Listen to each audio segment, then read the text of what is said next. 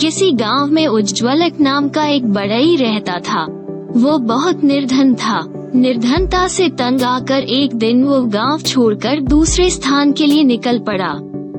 रास्ते में घना जंगल पड़ता था।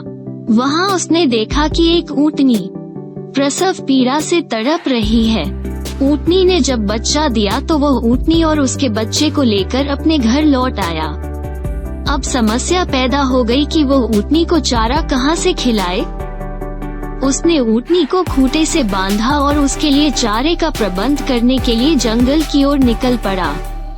जंगल में पहुंचकर उसने वृक्षों की पत्ती भरी शाखाएं काटी और उन्हें ले जाकर ऊँटनी के सामने रख दिया। ऊँटनी ने हरी भरी कोपले खाए। कुछ दिन तक ऐसा ही आहार मिलता रहा तो ऊँटनी बिल्कुल स्वस्थ हो गई। उसका बच्चा भी धीरे धीरे बड़ा होने लगा। तब बढ़ई ने उसके गले में एक घंटा बांध दिया जिससे वो कहीं खो न जाए। दूर से ही घंटे की आवाज सुनकर बढ़ई उसे घर लेवा लाता था। ऊँटनी के दूध से बढ़ई के बाल बच्चे भी पलते थे।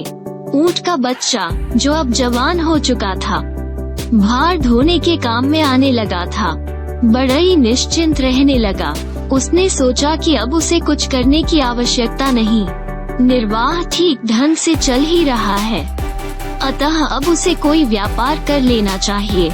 इस विषय में उसने अपनी पली से सलाह की तो उसने परामर्श दिया कि ऊँटों का व्यापार करना ही उचित रहेगा। भाग्य ने साथ दिया और कुछ ही दिनों में उसके पास ऊँट ऊँटनियों का एक समूह हो गया। अब उसने उनकी देखभाल के लिए एक नौकर भी रख लिया। इस प्रकार उसका ऊँटों का व्यापार खूब चलने लगा।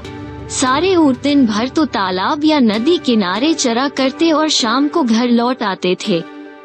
उन सबके पीछे वही ऊँट होता था जिसके गले में बढ़ई ने घंटा बांध दिया था। अब वो ऊँट स्वयं पर कुछ ज्यादा ही गर्व महसूस करने लगा था। फिर एक दिन ऐसा हुआ कि शेष ऊँट तो शाम होते ही घर पहुँच गए, किंतु वो घंटाघारी ऊँट वापस न लौटा। वो जंगल में कहीं भटक गया। उसके घंटे की आवाज सुनकर एक सिंह उस पर झपट पड़ा और अपने तीक्ष्ण नाखूनों से उसका पेट फाड़ डाला।